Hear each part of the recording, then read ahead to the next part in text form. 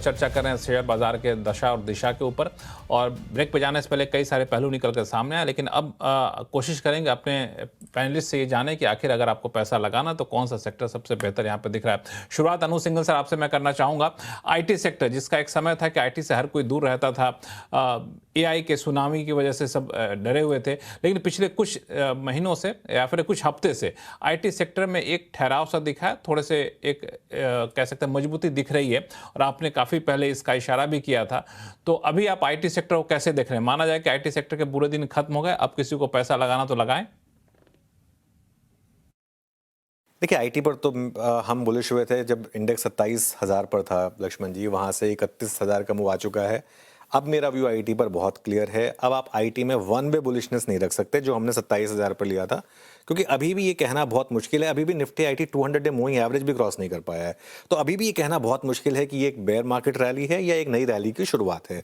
लेकिन वो एक मूव बड़ा वाला प्ले हो चुका है जो कि सीएनबीसी आवाज के दर्शकों ने भुनाया भी होगा। अब मेरा व्यू बहुत क्लियर है आईटी पर कि इंडेक्स पर नहीं, अब आप स्पेसिफिक स्टॉक्स पर फोकस करें, जहां 3-4 स्टॉक्स हैं जैसे कि कोफोर्ज, परसिस्टेंट, ओएफएसएस, जिस पर मेरा पॉजिटिव व्यू रहा है, टाटा टेक। तो थोड़ा सा अब इंडेक्स पर आईटी इंडेक्स पर फोकस करने के बजाय आईटी में इंडिविजुअल स्टॉक्स पर फोकस करें। जो आईटी में बड़ी ट्रेड थी वो मेरे ख्याल से प्ले आउट हो चुकी है। हाँ, अगर यहां से और 32,500 क्रॉस करेंगे आप आईटी इंडेक्स पर, तो शायद वापस इंडेक्स पर भी बड़ी ट्रेड प्ले आउट होगी। फिरोज अजीज साहब, IT IT of course Anuj sir bullish थे। मैंने भी जून में कहा था कि IT worst is over for IT.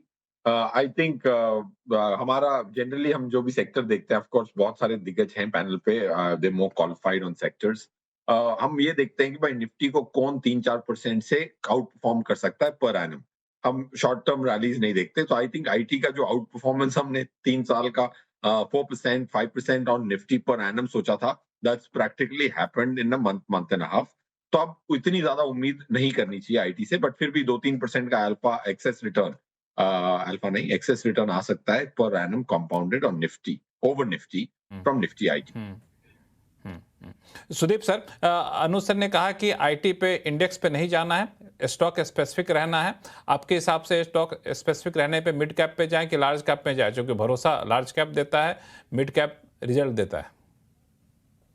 देखिए लक्ष्मण जी, आईटी तो एक वैल्यू ट्रैप है। मुझे तो लगता है ये समझना चाहिए। एआई रिलेटेड जो डिस्रप्शन हो रहा है वो रियल है।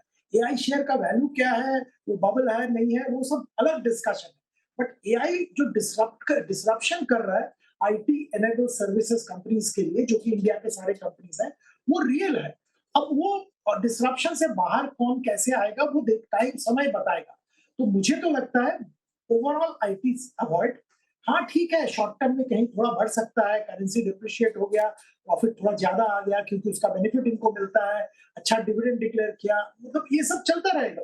पर fundamentally from a medium term perspective मुझे तो आईटी अवॉइड लग रहा है। अब आईटी में अगर लेना है तो लार्ज कैप बिल्कुल अवॉइडेबल है, क्योंकि जो निम्बलनेस मिड कैप आईटी में है, जो मिड कैप आईटी ने दिखाया भी है। अगर आप कुछ कंपनीज देखेंगे, उन्होंने जाके आईटी कोई एआई वाले कंपनीज को एक्वायर किए हैं, नए बिजनेस नए टेक्नोलॉजी एक्वायर किया है, उसके जरिए सर्विस प्रोवाइड करने की कोशिश कर रहे हैं एआई एनेबल्ड।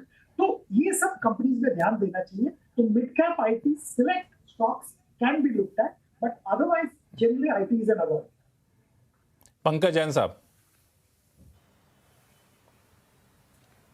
देखो लक्ष्मण जी, इसमें मैं दो तीन चीजें ऐड करना चाहूंगा जो अभी हमारे एस्टीम्ड कलीग्स बोल रहे थे उसमें। एक तो अगर हम as of today risk reward की बात करें, आई थिंक अब जो रिवॉर्ड हैगा लार्ज कैप की तरफ झुकाव हो रहा है। आई थिंक कारण कुछ भी बने, I think there are some larger sectors which have not perform specifically. अगर हम बैंकिंग की बात करें तो I think large cap stocks could do well in coming quarters.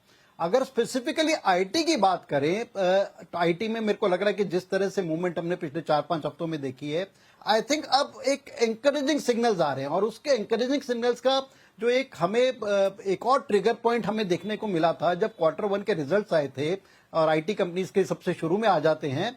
ज्यादातर कंपनियों के जो रिजल्ट आए थे, डेफिनेटली मार्केट को कोई बहुत ज्यादा अपेक्षा नहीं थी रिजल्ट से, I think results were pretty neutral. जिस तरह की मार्केट्स को एक नेगेटिविटी एक्सपेक्टेड थी, ज्यादा नेगेटिविटी नहीं आई थी, but body language of most of the management was pretty optimistic. जितने भी मैनेजमेंट आए थे, और मैं हर मैनेजमेंट को खासतौर से जो आईटी के मैनेजमेंट है काफी हायर पेडेस्टल पे देखता हूं, they were pretty optimistic and they were conveying the idea that we will have to live along with the growth of AI। AI की जो कंपनीज हैं वर्ल्ड में बहुत स्ट्रांग अभी भी ग्रोथ दिखा रही है। इसका रीसेंट एग्जांपल हमने एनवीडिया में देखा था। But I think our software companies are there to stay and there to stay on a path of growth. तो आई थिंक जिस तरह की पिटाई या जिस तरह की पेसिमिज्म आईटी में आ गई थी आज से 6-7 हफ्ते पहले, I think that has been encountered, that has been filtered, और अब एक पॉजिटिविटी आ रही है। बट ठीक है, डेफिनेटली जो मेजर पार्ट हैगा वो प्ले आउट हो चुका है। जिस तरह की स्ट्रॉन्ग हमने रिवर्सल देखी है, that reversal may not continue for coming weeks, but मेरे को लगता है एक पॉजिटिविटी आ रही है, और इसमें भी one will have to stay very stock specific. So I think अब हमारा as a fund house, as a broking house रुझान अच्छे लार्जर कैप स्टॉक्स की तरफ है। टेक्नोलॉजी की तरफ भी हमारा रुझान कंस्ट्रक्टिव है, and pharma has been evergreen player. Pharma ठीक है, बिल्कुल भी सस्ता उस पर मैं आऊंगा सर, उस पर मैं आऊंगा। तो आईटी को खत्म कर लें। हाँ, आईटी को खत्म कर लें एक बार। गौरांग शाह साहब, आईटी यस और नो, मिड कैप या फिर लार्ज कैप?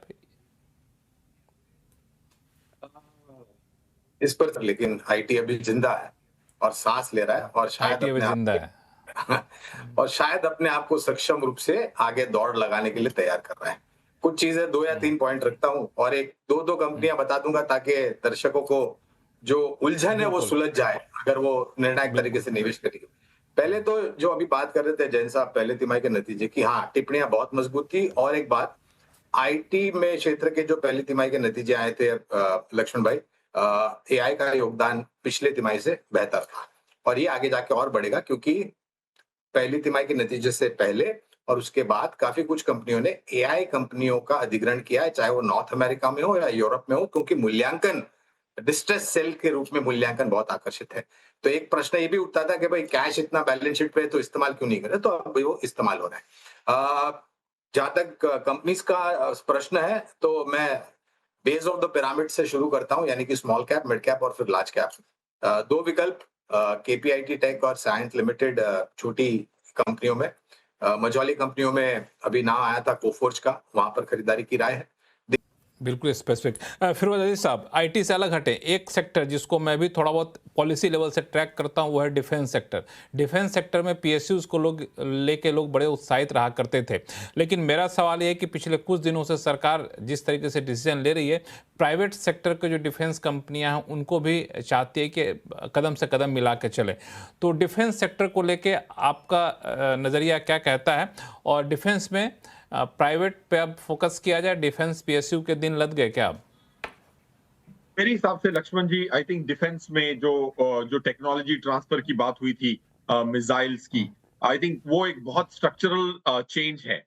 सो बेसिकली इनोवेशन रिसर्च होगा प्राइवेट पब्लिक सेक्टर में, और फैक्ट्री होगी प्राइवेट सेक्टर की। I think that's the structural change. Of course defence के स्टॉक्स सस्ते नहीं मिल रहे, काफी स्टॉक्स हैं, of course I will not name those stocks, जो 5-6 गुना हो चुके हैं। Valuations are stretched but order books are healthy.